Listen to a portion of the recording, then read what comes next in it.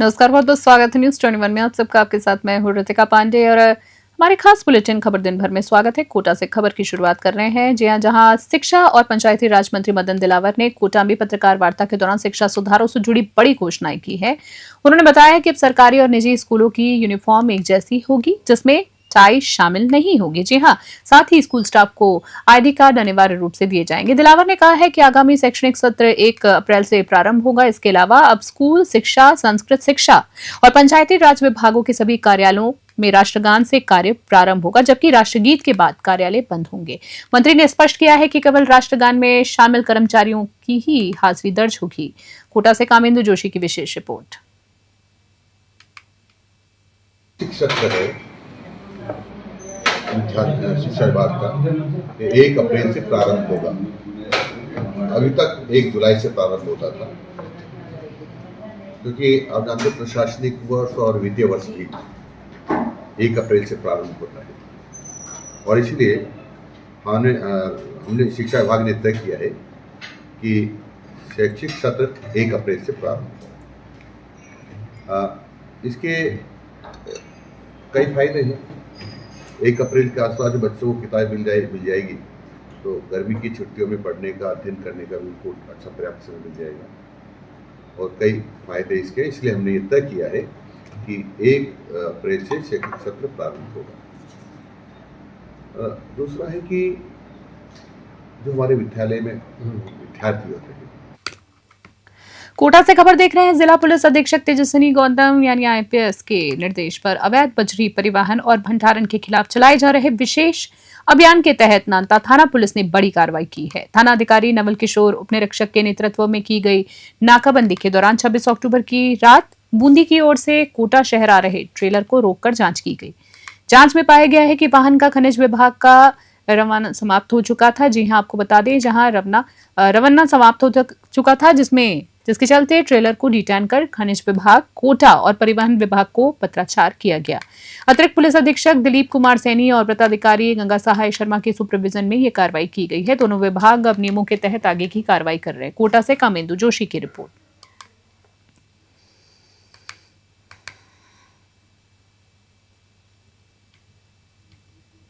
खबर देख रहे हैं चितलवाना से, जहां संयुक्त किसान मोर्चा सांचौर ने सोमवार को किसानों की समस्याओं को लेकर मुख्यमंत्री और कृषि मंत्री राजस्थान सरकार को संबोधित ज्ञापन उपखंड अधिकारी चितलवाना के माध्यम से सौंपा है। बता दें आपको, जहां ज्ञापन में बताया गया है कि खरीफ 2022 के अदान बीमा, जी हां, राशि अब तक किसानों को नहीं मिली है, जिससे किसान आर्थिक संकट झेल रहे हैं। किसानों ने रिलायंस कंपनी पर बीमा क्लेम में लापरवाही और मनमानी के आरोप लगाए हैं। साथ ही नरसी नहर परियोजना का शीघ्र पूर्ण करने, पेयजल संकट दूर करने और खरीफ 2025 की फसल खराब के मुआवजा देने की मांग की है। जिला अध्यक्ष, जी हां, ईशा राम बिश्नोई और मंत्री मकाराम चौधरी ने चेतावनी दी है कि यदि शीघ्र समाधान नहीं हुआ तो आंदोलन और तेज किया जाएगा। चितलवाना से सवाई सोनी की रिपोर्ट।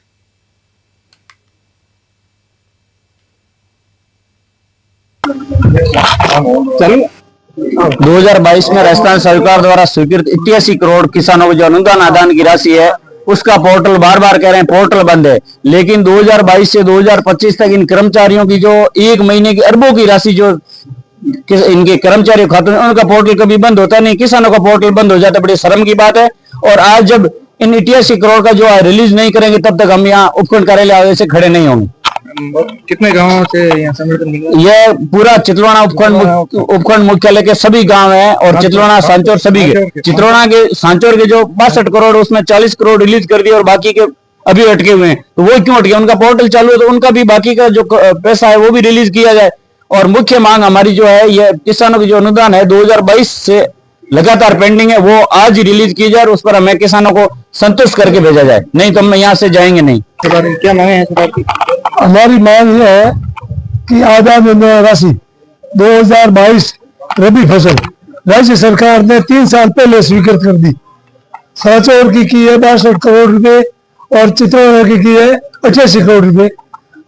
सांचौर को 40 करोड़ रुपए दे दिए हैं और 28 करोड़ बाकी है। और चितौरा क्षेत्र के किसानों को 1 पैसा भी आज दिन तक नहीं मिला।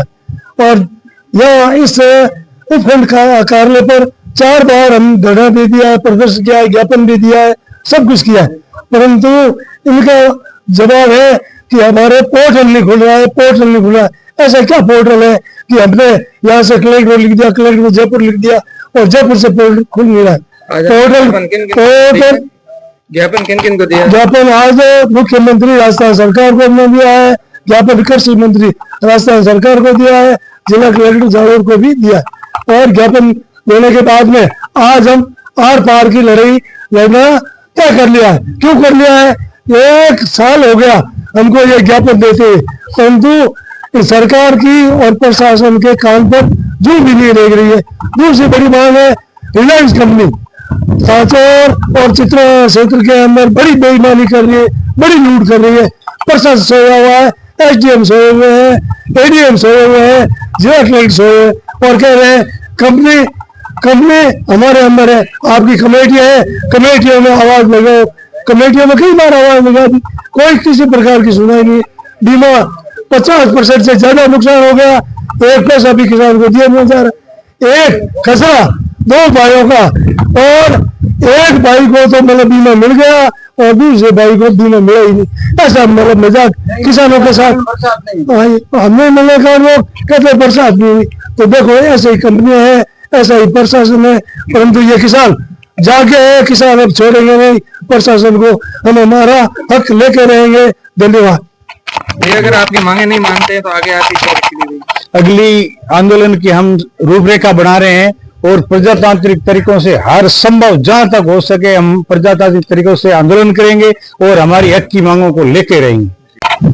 आज हमारा ये धरना एक महापड़ाव के रूप में जो दिया जा रहा है, उसमें कुछ मांगे पहले ईश्वर राम जी जो हमारे जिलाध्यक्ष उन्होंने बता दी। उसके अलावा भी नर्मदा नहर ने आज पानी छोड़ने का निर्णय लिया है, लेकिन सारी नहरें टूटी हुई है, सारी वितरिकाएं टूटी हुई है, सफाई हुई नहीं है, पूरा नहर क्षेत्र पानी से जलमग्न है। लेकिन वहां किसी भी प्रकार की सरकारी सहायता के लिए ना तो कोई नुमाइंदे गए, ना कोई सर्वे हुआ है। हमारा एक ही निवेदन है कि जहां जहां नुकसान हुआ उनको उसका भुगतान किया जाए। बिजली विभाग की भी समस्याएं हैं, स्मार्ट मीटर का हम विरोध करते हैं और लाइट के कनेक्शन 3-3 साल से नहीं दिए जा रहे, उनके लिए भी हमारी लड़ाई ये जारी है।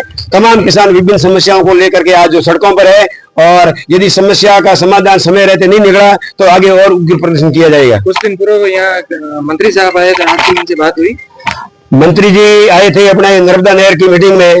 जब हम लोगों ने उनसे ये बात हमने सवाल किए नर्मदा के अधिकारियों से कि भाई आप पानी छोड़ोगे लेकिन नहरों में सफाई नहीं है और नहरें टूटी हुई है, तो मंत्री जी का ये जवाब था कि सफाई नहीं है तो आपको वहां कौन सी गाड़ियां चलानी है। हमें तो बड़ा दुख हुआ कि हम सवाल कर रहे हैं नर्मदा प्रशासन से और जवाब हमारे मंत्री जी हमको रोकने के लिए दे रहे हैं कि आप 30 सेकंड से ज्यादा नहीं बोलोगे, ये नहीं बोलोगे। उनका वो व्यवहार, वो स्थानीय होते हुए उन्होंने जो जवाब दिया है वो हमारे लिए एक बहुत दुखदायी जवाब है। लेकिन आने वाले समय में नर्मदा विभाग के कार्यालय को भी हम घेरेंगे और वहां पर भी हम बहुत बड़ा पड़ाव लेंगे और हमारी मांग मनवाएंगे।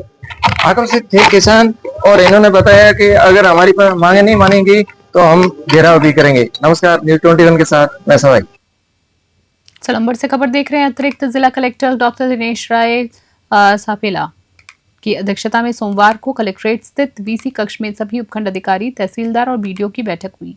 बैठक में एडीएम ने जिला कलेक्टर अवधेश मीणा के निर्देशानुसार कहा है कि जिले के सभी क्षतिग्रस्त सड़कों को पेशवर कार्य उच्च गुणवत्ता और तय समय सीमा पर पूरा किया जाए। उन्होंने चेतावनी दी है कि सड़क मरम्मत कार्यों में लापरवाही या घटिया निर्माण पर ठेकेदारों और जिम्मेदारों अभियंताओं के खिलाफ सख्त कार्रवाई की जाएगी। डॉक्टर जापेला ने निर्देश दिए कि सभी कार्यस्थलों पर नियमित निरीक्षण, सैंपलिंग और जीपीएस लोकेशन के साथ फोटो वीडियो रिकॉर्डिंग रखी जाए। साथ ही साप्ताहिक रिपोर्ट अनिवार्य रूप से प्रस्तुत की जाए। उन्होंने कहा है कि उपखंड अधिकारी अपने क्षेत्रों में सहायक और कनिष्ठ अभियंताओं के साथ समन्वय बनाकर संभावित कार्यों की सूची तैयार करें। सरंबर से ब्यूरो रिपोर्ट।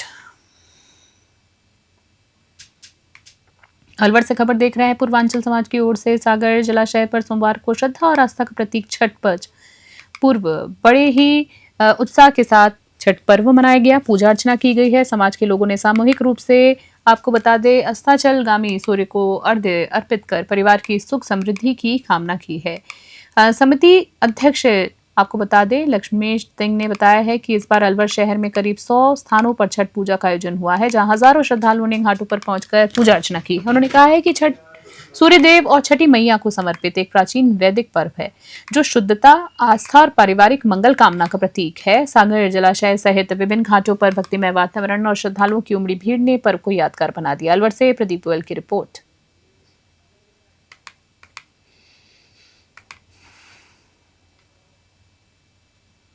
हम सब लोग पूर्वांचलवासी यहाँ पर छठ महापर्व के आयोजन में सम्मिलित होने के लिए एकत्रित हुए हैं।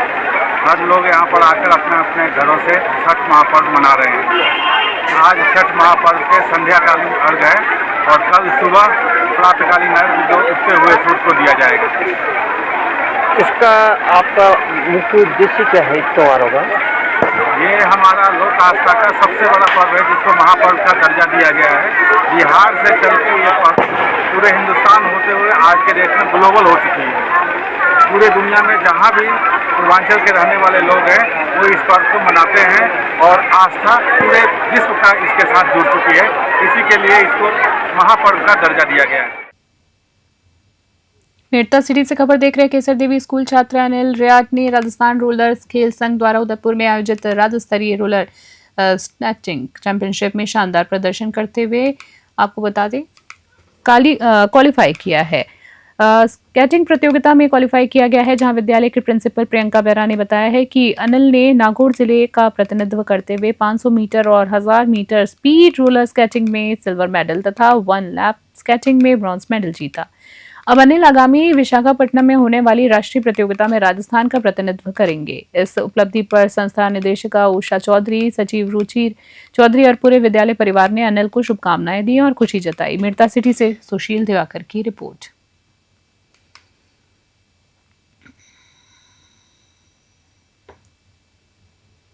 आंधी से खबर देख रहे हैं। उपखंड क्षेत्र के आंधी में मिनेश सेवा समिति उपशाखा आंधी के तत्वाधान में रविवार को प्रथम आदिवासी मीणा जागृति एवं प्रतिभा सम्मान समारोह आयोजन हुआ है।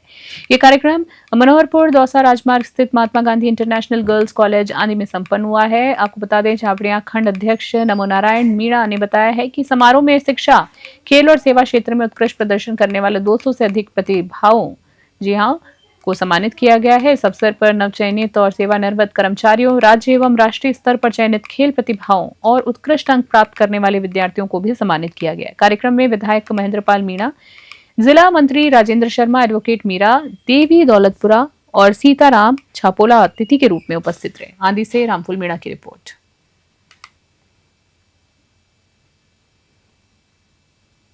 नारायणपुर से खबर देख रहे हैं। अपराधियों के खिलाफ चल रहे विशेष अभियान के तहत थाना पुलिस ने एक बड़ी कार्रवाई की है और करते हुए 11 महीने से फरार चल रहे आरोपी को गिरफ्तार भी कर लिया गया है। बता दें आपको, जहां पुलिस निरीक्षक रोहिताश कुमार के नेतृत्व में गठित टीम ने आरोपी राजेंद्र कसाना उर्फ राधे गुर्जर को पुत्र पप्पू उर्फ मूसाराम गुर्जर निवासी सुंदरपुरा कोधारा को दबोचा है। आरोपी पर फायरिंग और हत्या के प्रयास के मामले दर्ज है। वहीं उसे धारा 109 1 BNS और 3/25 आर्म्स एक्ट के तहत गिरफ्तार किया गया है। पुलिस का ये अभियान क्षेत्र में अपराधियों के खिलाफ सख्त कार्रवाई करने के संकल्प को दर्शाता है। नारायणपुर से भारत कुमार शर्मा की रिपोर्ट। अलवर से खबर देख रहे हैं। बढ़ते साइबर अपराधों पर रोक लगाने के लिए अलवर पुलिस ने जागरूकता की मुहिम तेज कर दी है। इसी क्रम में अरावली विहार क्षेत्र के स्थित सिल्वर ऑक स्कूल में एडिशनल SP शरण कांबले IPS ने विद्यार्थियों को साइबर सुरक्षा के प्रति जागरूक किया है। उन्होंने कहा है कि आज के डिजिटल युग में सजग रहना ही सुरक्षा है। कार्यक्रम में विद्यार्थियों ने मिलकर 1930 जी हाँ 1930 साइबर हेल्पलाइन नंबर के मानव श्रृंखला बनाई और साइबर फ्रॉड से बचाव का संदेश भी दिया है। एडिशनल SP ने छात्रों को फर्जी कॉल्स, लिंक्स, OTP और निजी जानकारी OTP शेयरिंग करने, सोशल मीडिया पर निजी जानकारी साझा न करने की सलाह दी है। अलवर पुलिस ने बताया कि ऐसे अभियान आगे भी स्कूल और कॉलेजेस में जारी रहेंगे। अलवर से प्रदीप गोयल की रिपोर्ट। आज सिल्वर ओक स्कूल में जो है वो ह्यूमन श्रृंखला बनाई गई 1930 के फॉर्मेट में। सभी को पता है कि अक्टूबर 2025 पूरे देश में राष्ट्रीय साइबर सुरक्षा जागरूकता माह के तौर पे मनाया जा रहा है और उस सिलसिले के अंदर जो अलवर पुलिस है वो अलग अलग प्रोग्राम के थ्रू लोगों में अवेयरनेस क्रिएट करने की कोशिश कर रही है। तो उसी के तहत आज जो है 1930 में जो है ह्यूमन श्रृंखला बनाई गई ताकि उसका एक मैसेज आए और लोग अवेयर हो। Thank you.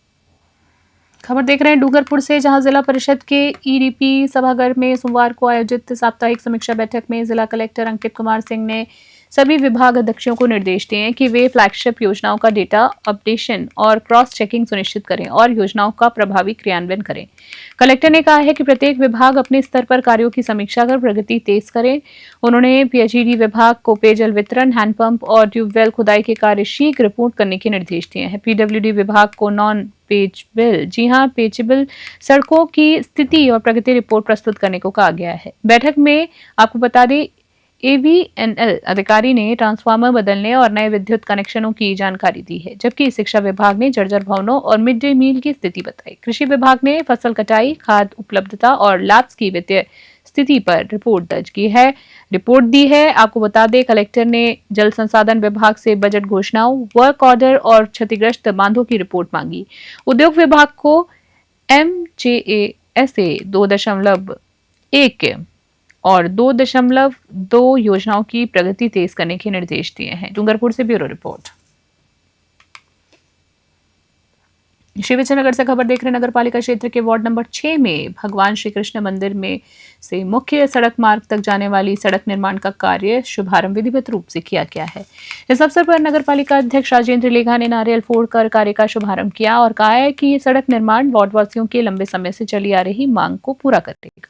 कार्यक्रम में वार्ड पार्षद जयवीर सिंह मलिक, साथ ही साथ प्रीति यादव, सतीश यादव, बंटी यादव सहित बड़ी संख्या में स्थानीय नागरिक उपस्थित रहे हैं। अध्यक्ष ने कहा है कि नगर पालिका द्वारा वार्डों में विकास कार्यों को प्राथमिकता दी जा रही है ताकि क्षेत्र के लोगों को बेहतर सुविधाएं प्राप्त हो सके। श्री विजयनगर से जय किशन की रिपोर्ट।